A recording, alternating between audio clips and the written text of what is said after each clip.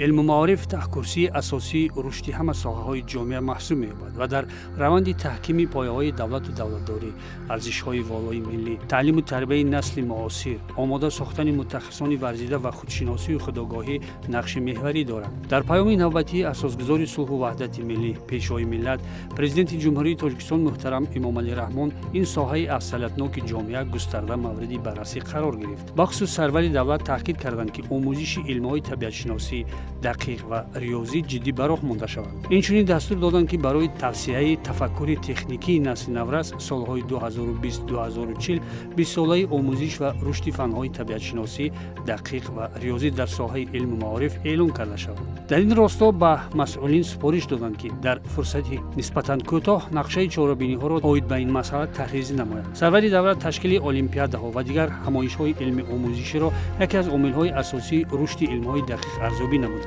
واقعاً جامعه معاصر جامعه اطلاعات و تکنولوژی است و تحکیم بخشنده تمام ساحات آن به علم‌های طبیعت‌شناسی سخت وابسته است.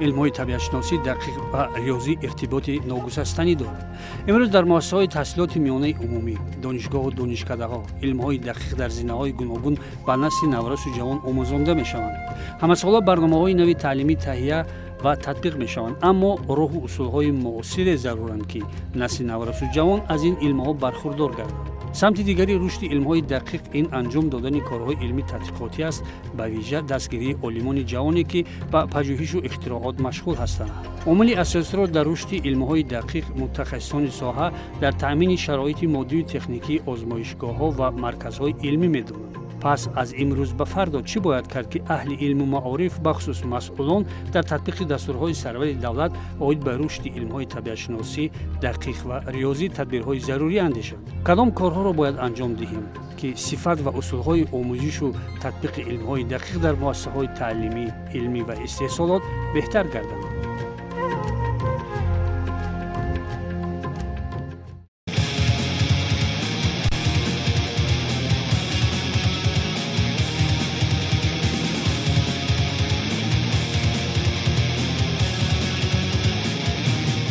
امروز ضرور است در حقیقت که خوانندگان ما، جوانان ما به علم‌های به فن‌های دقیق، فن‌های طبیعت شناسی، ریاضی باید که ذوق و هوس داشته باشند و این علم‌ها را بسیار هم خوب آموخته باشند.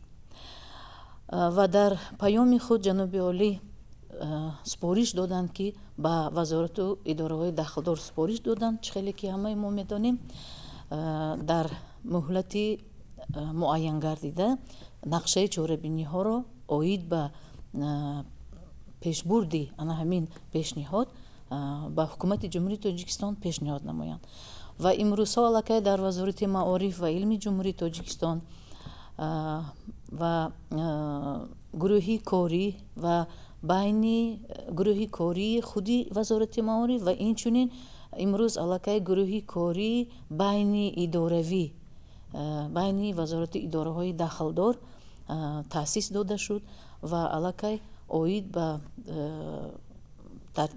پیشنهاد نمودن نقشه چاره‌بینی ها خیلی کارها پیش رفته ایستاده است و ما فکر میکنیم که در حقیقت هم باید که ما میدونیم که امروز خواننده ما با علم‌های گومانیتاری با فن‌های گومانیتاری بسیار ذوق دارند.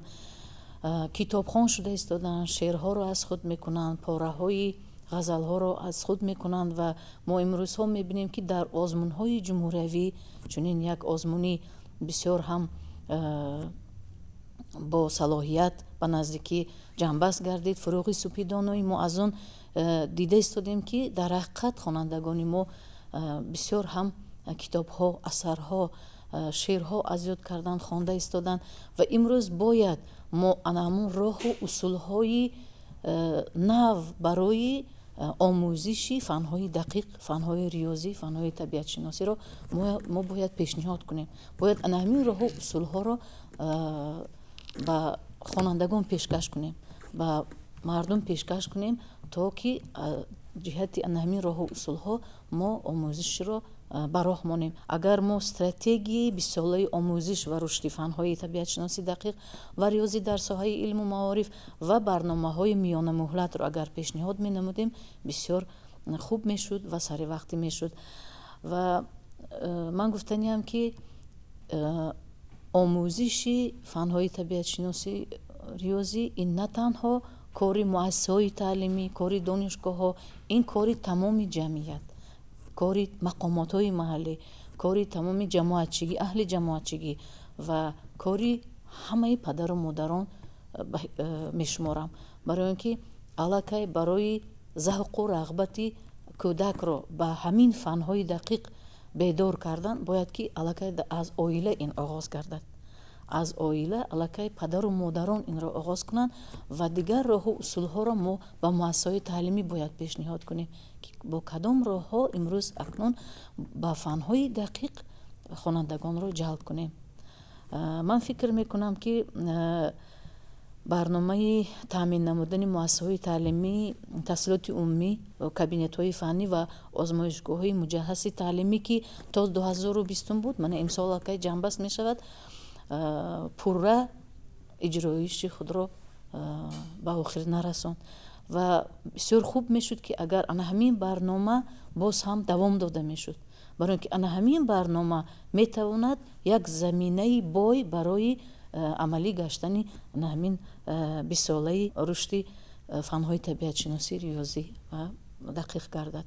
мо асосан аз рӯи фаъолияти худ дар олимпиадаҳои ҷумҳуриявӣ, сатҳи ноҳиявӣ, вилоятӣ ва ғайра иштирок кардагием.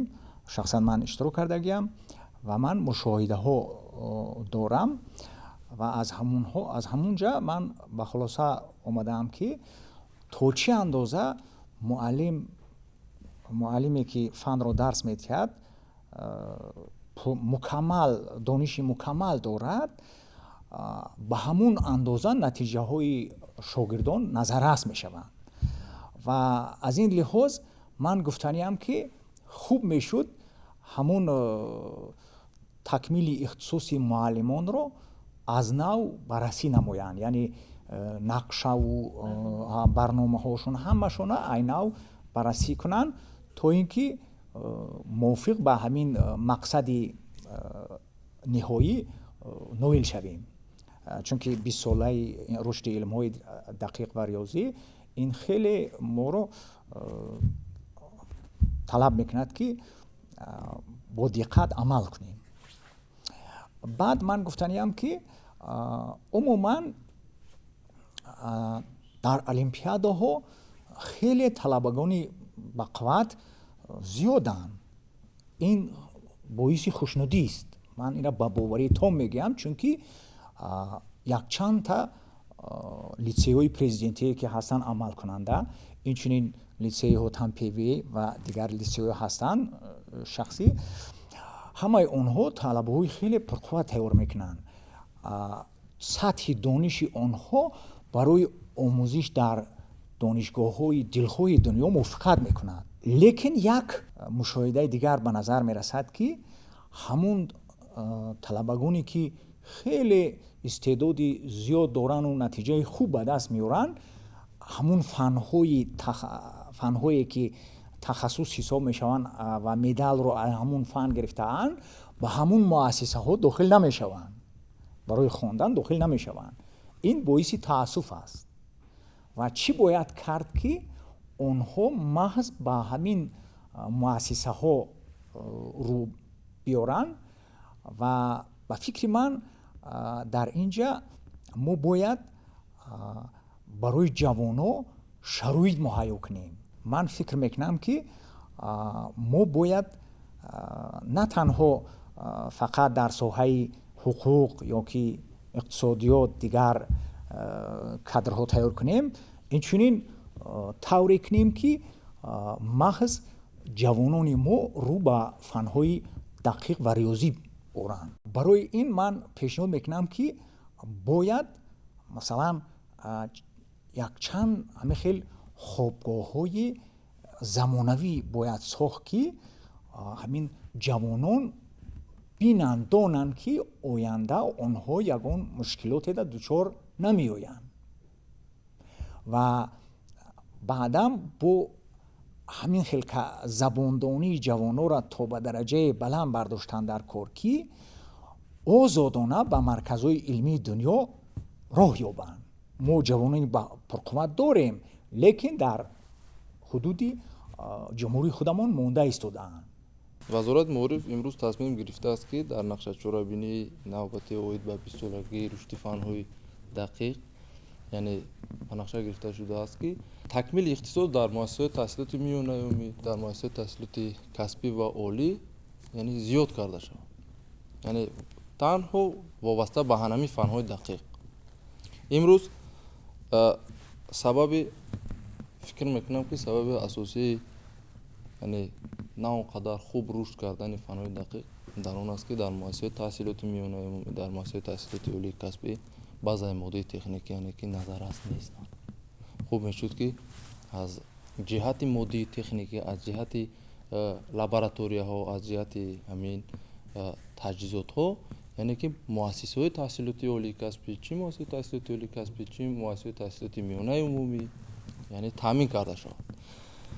агар ки дар ҳамин ҳолат агар аз тарафи худи муассисон ё ин ки корхонаҳо идораҳое ки таҳти роҳбарияшон муассисаи таълимӣ вуҷуд дорад, таҷҳизотҳои моддию техникӣ агар таъмин карда мешуд, боз зиёдтар шавқу рағбати мутахассисон, яъне ки донишҷӯён, яъне ки талабагон зиёдтар мешуд. як чизи дигарро қайд карданӣ ҳастам ки ин ҳадаф, яъне ҳадафи саривақтӣ буд.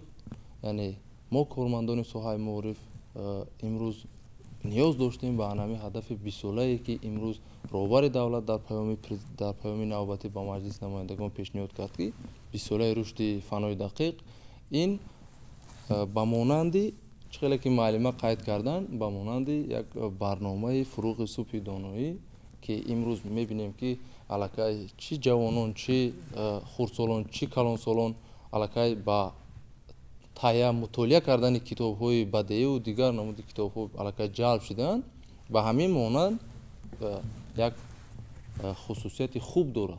яке аз самтҳои имрӯзаи давлат ҳукумат ин саноатикунонии кишвар ба ҳисоб меравад ва барои сохтани корхонаҳои саноатӣ, барои сохтани заводу фабрикаҳо мо медонем ки албатта мутахассисоне ки дорои дониши фанҳои табиӣ ва риёзӣ мебошанд бениҳоят зарур ҳастанд. барои омода намудани мутахассисон албатта нақши мактаб, нақши донишгоҳҳо бениҳоят заруранд ва барои тайёр намудани мутахассисон дар соҳаи илмҳои табиӣ, риёзӣ бояд чиқале ки қайд карда шуд базаҳои илми техникӣ, лабораторияҳои ҳозиразамоне ки ҷавобгӯи илми имрӯза мебошад бояд сохта ба истифода дода шаванд. барои ҳамин мо умедворем кормандони соҳаҳои табиӣ, илмҳои табиӣ ва риёзӣ ки дар оянда чӣ аз тарафи ҳукумат, чӣ аз тарафи дигар грантҳое ки то имрӯз дар дигар соҳаҳо ҷудо карда мешуд, ҳамин хел грантҳо яке вобаста ба илмҳои табиӣ риёзӣ ҳастанд, барои пешрафти илмҳои табиӣ риёзӣ ҷудо карда шаванд ва дар асоси ин грантҳо марказҳои илми тадқиқотӣ сохта шаванд, то ин ки мутахассисони имрӯзаи мо барои анҷом додани баъзе корҳои илмияшон ба дигар давлатҳо сафар накунанд, вақти бисёр сарф накунанд, маблағи зиёд харҷ накунанд, дар худи Тоҷикистон корҳояшонро мавриди санҷиш қарор диҳанд ва дар оянда ин натиҷаҳои илмияшонро барои татбиқ намудан пешкаши ҷомеаи имрӯзаи Тоҷикистон гардонанд. барои омӯзиши фанҳои дақиқ пеш аз ҳама аёниятҳо зарур аст. чӣ қадар бисёртар мо бо аёниятҳо ба кӯдакон дарс омӯзонем, ҳамон қадар шавқи хонанда зиёд мегардад. вақте ки мебинад шавқи он зиёд мегардад. барои ман фикр мекунам ки зиёд кардани фанҳои дақиқ, соатҳои фанҳои дақиқ дар муассисаҳои таълимӣ зарурият дорад. Ва илова бар ин зиёд кардани маҳфилҳо аз фанҳои дақиқ, маҳфилҳои пулакӣ, барои он ки кӯдак тавонад ки дар анамун маҳфилҳо иштирок карда завқи худро пайдо кунад, зиёд гардонад. пеш мо медонем ки маҳфилҳо бисёрам хуб фаъолият мекарданд. маҳфили масалан мегирем техникони ҷавон буд ки дар он ҷо хонандагон бо дастони худ макетҳо месохтанд, ракетаҳо, самолот, дигар чизҳо месохтанд ва бо дидану кор кардани ҳамин чизҳо завқи хонанда, завқи кӯдак боз ҳам зиёд мегардид. Ва дигар ин ки барои ташаккули тафаккур ва зеҳнияти хонандагон омӯзиши шоҳмотро ман фикр мекунам ба роҳ мондан лозим аст. Ва дигар ин ки барои боз ҳам баланд бардоштани сатҳу сифати таҳсилот аз фанҳои табиатшиносӣ, риёзӣ ва дақиқ бояд ки кабинетҳои муҷаҳҳаз, лабораторияҳои муҷаҳҳаз имрӯз дар ҳамаи муассисаҳои таълимӣ бояд бошад ва маҷмӯи ҳалли мисолу масъалаҳо зиёдтар карда шаванд ки кӯдак бо он кор карда тавонад. Ва умуман дар муассиса, дар оила бояд ки кӯдак бекор набошад. ҳама роҳу усулҳое ки мо метавонем барои завқу хонанда, шавқи хонандаро зиёд намудан, мо бояд тамоми роҳу усулҳоро истифода намоем. ман фикр мекунам ки пеш аз ҳама нақшаҳои ҳамин донишгоҳҳо ҳозир ҳастанд аз нав таҷдиди назар шаванд, чунки ба талаботи тайёр кардани кадрои баландихусус мувофиқат намекунанд. ва баъд дар мактабҳои миёна беҳтар мебуд ки ҳамун гузарондани олимпиадаҳои фанӣ аз синфи ақаллан 7 сар мешуд. мо ресурсҳои интеллектуалӣ ҳам дорем ва инчунин миқдори имкониятҳо ҳам ҳаст. чунончи масалан дар соҳаи информатика, барномасозӣ, дар ин соҳаҳо фақат талабагонро ба ҳамун сатҳи донистани забонҳои хориҷӣ баланд бардоштан дар кор, то ба дараҷае ки харидории онҳо аз тарафи корхонаҳои хориҷие ки масалан дар ҳар ҷо амал мекунанд, аврупо бошад, дигар ҷо бошад, имконият пайдо шавад.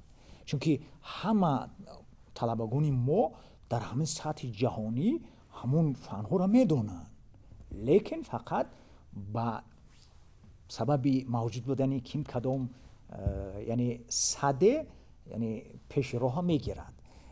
ин хеле роҳи аз ҳама камхарҷ ва пешрафта аст, чунки масалан таҷрибаи ҳиндустона гиред, ҳамин барномасозои ҳиндустон хеле саҳми калон дар ҳамон корхонаҳои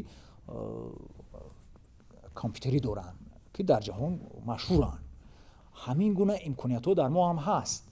яъне мо фақат тавонем ки ҳамон ресурсҳо ҷобаҷо монда шавад, шахсони мутасаддӣ ҳамин корҳоро иҷро намоянд, аллакай мо бе харҷи зиёдатӣ ба як миқдор комёбиҳо ноил мешавем. дар асоси барномаи давлатии рушди истеъдодҳо бояд ки хонандагон аллакай аз синфи 5 ба олимпиада ҷалб карда шаванд ва ин зина ба зина роҳандозӣ шуда истодааст.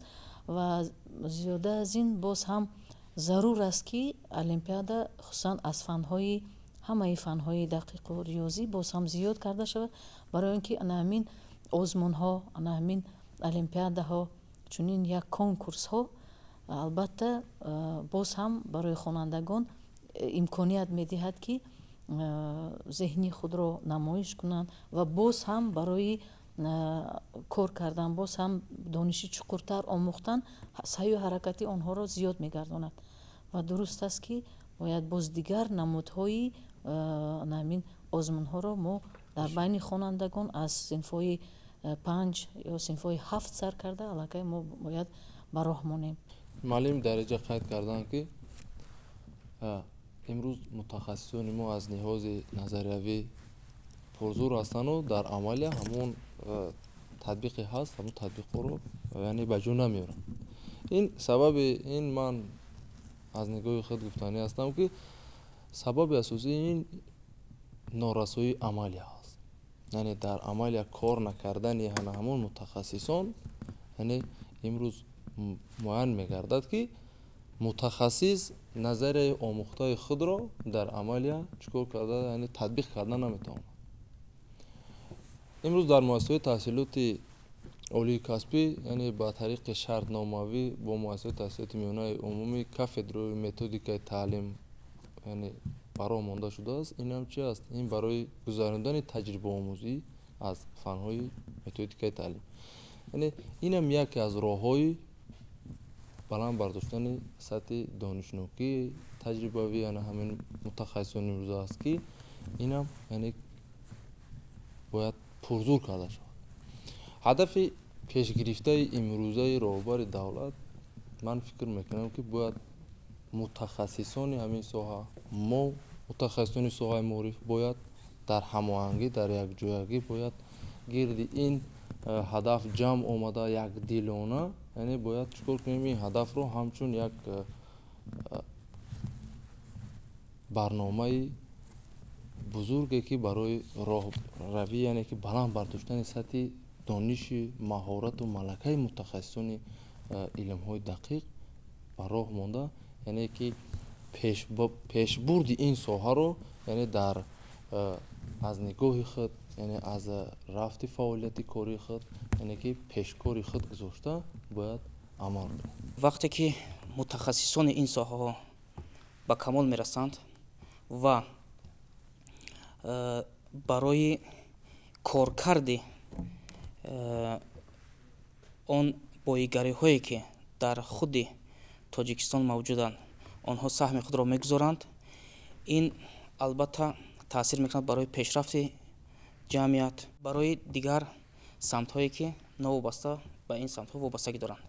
барои ҳамин ман умедворам, ки баъзе масъалаҳое ки баъзе проблемаҳое ки то имрӯз дар ин самт ҷой дошт, дар ин 20 сола ҳалли худро меёбанд ва дар давоми ин 20 сол мутахассисоне ба воя мерасанд, ки барои рушди ояндаи кишвар дар соҳаи илмҳои табиӣ ва риёзӣ саҳми беандоза мегузоранд ва боз аз онҳо шогирдҳои дигар низ ба воя мерасанд. мушоҳидаҳо нишон медиҳад дар баргузории олимпиадаҳо мо мебинем аз фалон минтақа, аз фалон муассисаҳо хонандагони беҳтарин ҳама сола, масалан мегирем аз фанни химия ҷойҳои аввалро ишғол мекунад, ҷойҳои намоёнро ишғол мекунад ва мегӯем, ки дар ҳамон муассиса муаллими фанни химияи беҳтарин фаъолият мекунад.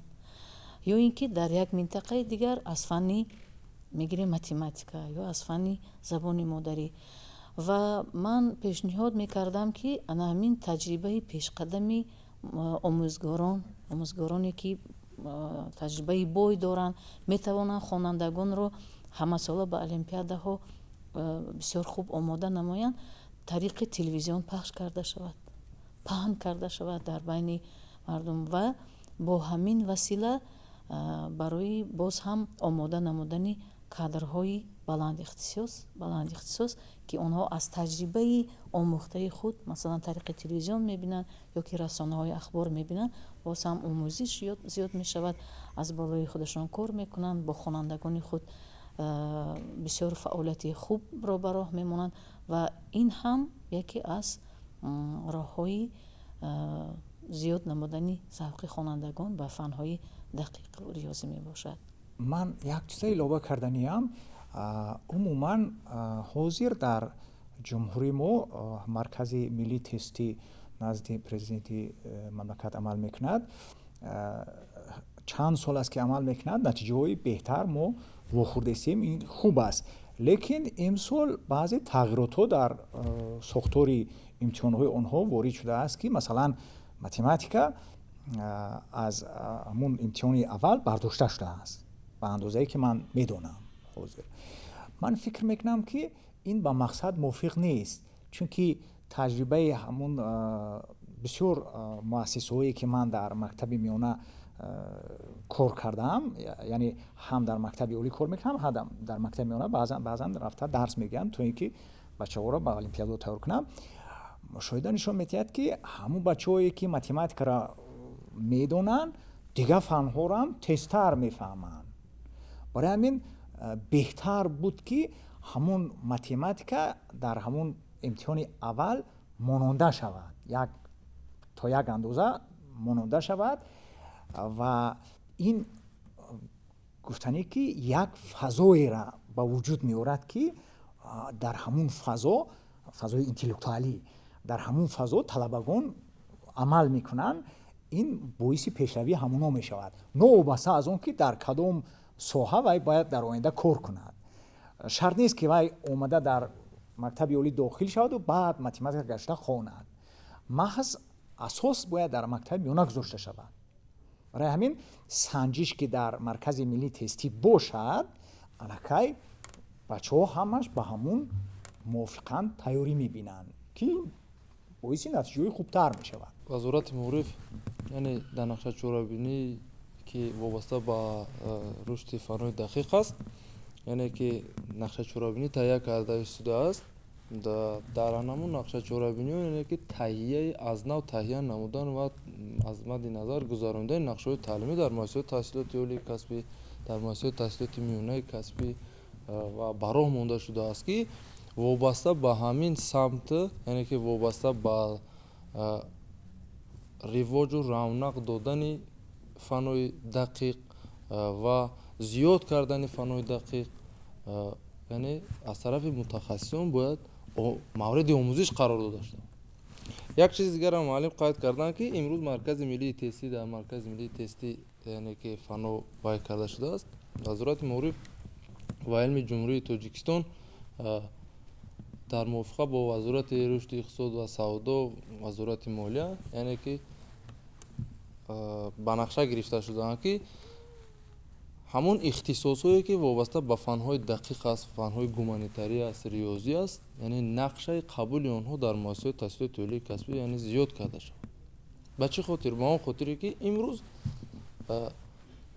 ҷомеаи имрӯзаи мо ва мутахассисони фанҳои дақиқ ва мутахассисони илмҳои табиӣ, риёзӣ яъне ниёз доранд. ба ҳамин хотир вазорати маориф дар нақша яъне ки ҳамихе вобаста ба қабули мутахассисон дар самти фанҳои дақиқ зиёд карда шавад. мо низ фикр мекунем ки миқдори соатҳои фанҳои табиӣ, риёзӣ дар мактабҳои миёна зиёд карда шаванд ва дар баробари зиёд кардани миқдори соатҳо бояд диққати ҷиддӣ ба дарсҳои амалӣ дода шавад, ба дарсҳои лабораторӣ, ба дарсҳои озмоишӣ, фанҳои табиӣ, риёзӣ. барои он ки чӣ хеле ки мо медонем ин фанҳо дар набудани дарсҳои амалӣ ё ки дар будану ба таври бояду шояд нагузарондани дарсҳои амалӣ он қадар ба хонандагон фаҳмо намешавад. вақте ки хонандагон дониши андӯхтаи худро дар амал мебинанд ва худашон ҳамун таҷрибаҳои заруриро ки мегузаронанд, дониши онҳо мустаҳкамтар мегардад. барои ҳамин мо пешниҳод менамоем ки чӣ дар мактабҳои миёна, чӣ дар мактабҳои олӣ санҷишҳо гузаронда шаванд оиди то кадом андоза таҷҳизонида шудани лабораторияҳои имрӯзаи таълимӣ барои фанҳои табиӣ, риёзӣ. дар сурати он ки ягон асбобҳое ё ки ягон маводҳое барои гузаронидани ин гуна дарсҳо, дарсҳои озмоишӣ намерасанд, бояд дар ҳамбастагӣ бо ҳамун донишгоҳҳо, ҳамун мактабҳо ва дигар сохторҳое ки ба ҳамин кор вобаста шудаанд, ин камбудиҳо бартараф карда шавад ва дарсҳои амалӣ бояд ба таври зарурӣ гузаронида шаванд, то ин ки дониши гирифташудаи толибилмон чуқуртар гардад ва фаҳмотар гардад. бо баробари зиёд гаштан бояд ки ба сифати таълим мо диққати ҷиддӣ диҳем. мана чӣ хеле ки маълум аст, барномаи давлатии таъмини муассисаҳои таълимии илмии ҷумҳурӣ бо кабинетҳои фаннӣ ва озмоишгоҳҳои муҷаҳҳази таълимӣ барои солҳои 2018-2020 тасдиқ гардида буд ва имсол аллакай он ба анҷом мерасад. лекин мутаассифона аз тарафи мақомотҳои маҳаллӣ ҳамин иҷроиши барнома дастгирӣ наёфт. бисёр камбудиҳо дар иҷроиши барнома ба назар мерасад ва агар имсол ин барнома иҷро мегардид, ба мо муяссар мешуд ки дар тамоми муассисаҳои таълимӣ ана ин гуна кабинетҳои муҷаҳҳаз дошта бошем ва корҳои амалӣ ба таври ба сифати баланд, ба сифати лозима гузаронида мешуд. лекин мутаассифона ин иҷро нагардид ва мо умед дорем ки боз ҳам барнома давом дода мешавад то иҷроиш ва инчунин барои таълими босифат пеш аз ҳама боз ҳам мегӯем ки кадрҳои баланд ихтисос ба мо лозим ҳастанд ва инчунин барои таълими босифат мо худи хонандагонро имрӯз бояд бедор кунем. ман чӣ хеле ки мегӯем дарсҳои салоҳиятнок имрӯз ба ҳамин гуна амал мо гузаштем, ба чунин гузарондани дарсҳо гузаштем ва имрӯз натиҷаҳоро ҳам мушоҳида мекунем ки аллакай хонандагони мо хело ҳам фаъол шуданд ва чӣ хеле ки мегӯем барои дарёфт кардани роҳи ҳалли баъзе мисолу масъалаҳо аз фанҳои дақиқ аллакай худашон саъю кӯшиш мекунанд. омӯзгорон барои ба салоҳияти худи хонанда ана ҳамин ҳалли баъзе масъалаҳо, дарёфт кардани баъзан дар фанҳои гуманитарӣ бошад, ҳам дарёфт кардани ҷумлаю таҳлил кардани он дигар худи хонанда аллакай метавонад мустақилона фаъолият карда тавонад, мустақилона ба дарс иштирок карда тавонад. албатта ин роҳҳоро мо боз ҳам бояд ҷоноб кунем, сайқал диҳем ва барои ноил гардидан ба рушди фанҳои дақиқ ҳама гуна роҳҳои усулҳоро мо бояд истифода барем, роҳандозӣ намоем. маълима, ман илова карданиам ки дар айни замон бо зиёд кардани соатҳо бештар кӯшиш кард ки дар таълим методҳои нав, масалан ба таври проблемавӣ баён кардани аксари мавзӯъҳо ки ин боиси аз дигар нигоҳ шинос шудан ба мавзӯъ боис мешавад ва инчунин умуман методҳои дигарам истифода бурдан мумкин дар дарсҳои амалӣ масалан лабораторию ҳалли масъала бошад, ба таври гуногун ҳал кардани масъалаҳо, инчунин ба шинос кардани хонандагон бо натиҷаҳое ки умуман олимони гузаштаи мо ноил гашта буданд. масалан талабагони мо ҳанӯз баъзан намедонанд ки дарозаи экваторро кайҳо мардуми шарқ муайян карда буд. ба ҳамин натиҷаҳои гӯем таърихии миллати худ мо бояд талабагонро шинос кунем. ин вазифаи асосии мо аст, то ин ки онҳо боварӣ ҳосил кунанд ки маълум мешавад мардуми мо ҳам дар рушди илми дунявӣ саҳме доштааст. ман барои беҳтар хубтар гардидани ин соҳа чӣ пешниҳод дорам ки хуб мешуд агар аз тарафи ҳукумати ҷумҳурии Тоҷикистон, аз тарафи мақомотҳои ҳокимияти давлатӣ, аз тарафи мақомотҳои ҳокимияти маҳаллӣ дар ҳамон минтақаҳои дурдасте ки тариқи фосилавӣ фаъолият мекунанд, як марказҳои фосилавӣ ҳамчун барои истифода бурдани раванди татбиқи низоми фосилавӣ барои илмҳои дақиқ, яъне табиатшиносӣ ва риёзӣ, яъне сохта шавад. ҳамчун марказҳои фосилавӣ ё ин ки аз тарафи худи мақомоти ҳокимияти маҳаллӣ аст, ё ин ки аз тарафи шӯъбаи маорифи ҳамон минтақа аст, як ба ҷои кори як воҳиди корӣ ҳамчун як шахси назоратчӣ, як минтақаи ройгон, яъне як маркази фосилавии ройгон татбиқ карда шавад, ки ин раванд барои пешрафти раванди фаъолияти низоми таҳсилоти фосилавӣ, яъне як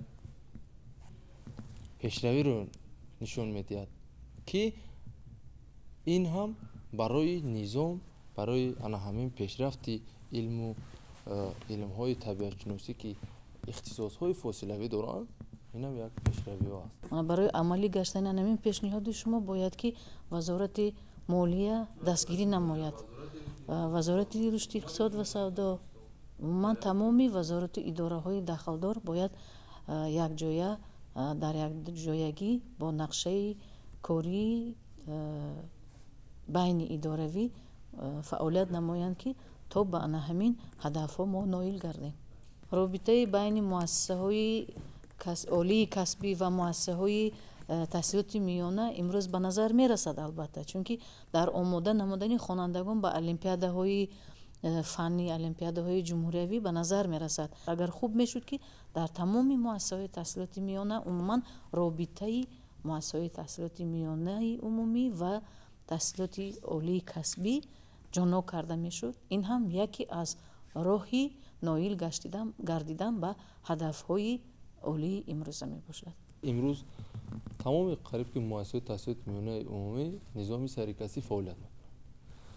ман фикр мекунам, ки агар дар ҳолате ки вобаста ба ана ҳамин ихтисосҳо, вобаста ба ана ҳамин фанҳои вобаста ба ҳамин фанҳои дақиқ, яъне мутахассисони ана ҳаминҳоро коэффициенти музди маош ман дар назар дорам, нисбати дигар фанҳо агар як тафовут дошта бошад, як зиёдатӣ бошад, ман боварӣ дорам, ки ба монанде ки чӣ хеле ки дигар низому дигар қонуну дигар фармонҳое ки аз тарафи ҳукумати ҷумҳурии Тоҷикистон татбиқ гардиданд, имрӯз амалӣ шуданд, ман боварӣ дорам, ки ҳана ҳамин 20 сола ҳам ба монанди дигар қонуну дигар ҳадафҳое ки имрӯз дар ҷумҳурии Тоҷикистон аст, ба монанди ҳамонҳо иҷро мешавад. мо умед мекунем, ки дар 20 солаи ба нақша гирифташудаи рушди фанҳои табиӣ, риёзӣ ва дақиқ мутахассисони ҳақиқӣ ба воя мерасанд, чӣ дар мактабҳои миёна, чӣ дар донишгоҳҳо ва чӣ дар корхонаҳои саноатӣ бо як иродаи қавӣ кор мекунанд ва он баъзе мутахассисоне ки агар имрӯз ҳастанду талаботи имрӯзаи ба талаботи имрӯзаи ҷои кори худ ҷавобгӯ нестанд, албатта дар ояндаи наздик ҷои онҳоро мутахассисони баландихтисос, мутахассисоне ки дар ҳақиқат дониши хуби корӣ доранд, ба ин соҳаҳо дар ин соҳа таъмин мегарданд бо ин хел мутахассисҳо ва барои пешбурди соҳаи илм дар Тоҷикистон саҳми худро мегузоранд. Барои ноил шудан ба чунин ҳадафҳо бояд мо ҳамҷиҳат бошем. Кормандони тамоми вазорату идораҳо, тамоми сохторҳо бояд ҳамҷиҳат бошем, бояд якҷоя фаъолият барем ва тамоми супоришҳои роҳбариятро саривақт иҷро намоем. Агар босифат иҷро намоем, мо ба ҳамин ҳадафҳои олӣ ҳатман расида метавонем.